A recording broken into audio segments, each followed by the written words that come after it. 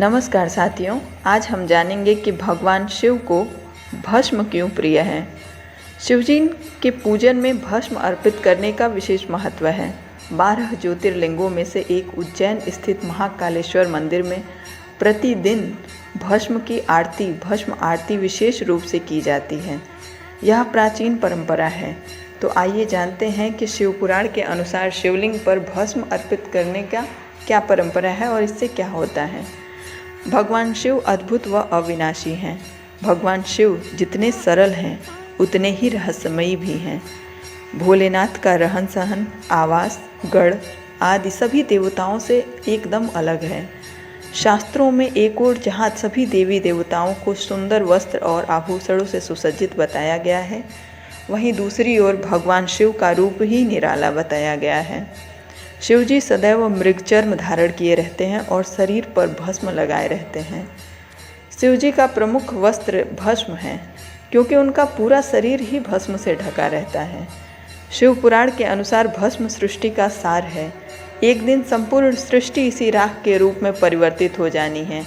ऐसा माना जाता है कि चारों युग, त्रेता युग, सतयुग, द्वापर युग और कलयुग के बाद इस सृष्टि का विनाश हो जाता है और पुनः सृष्टि की रचना ब्रह्मा जी द्वारा की जाती है।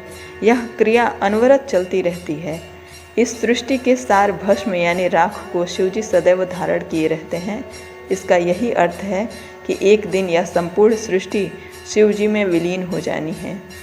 शिव पुराण के अनुसार भस्म तैयार करने के लिए कपिला गाय के गोबर से बने कंडे, समी, पीपल, पलास, बड़, अमलतास और बेर के वृक्ष की लकड़ियों को एक साथ जलाया जाता है। इस दौरान उचित मंत्रोच्चार भी किए जाते हैं। इन वस्तुओं को जलाने पर जो भस्म प्राप्त होती है उसे कपड़े से छान लिया जाता है। इस प्रकार तैयार की गई भस्म शिवजी को अर्पित की जाती है। ऐसा माना जाता है कि इस प्रकार की गई जो भस्म होती है, यदि कोई इंसान भी धारण करता है तो वह सभी सुख सुविधाएं प्राप्त करता है।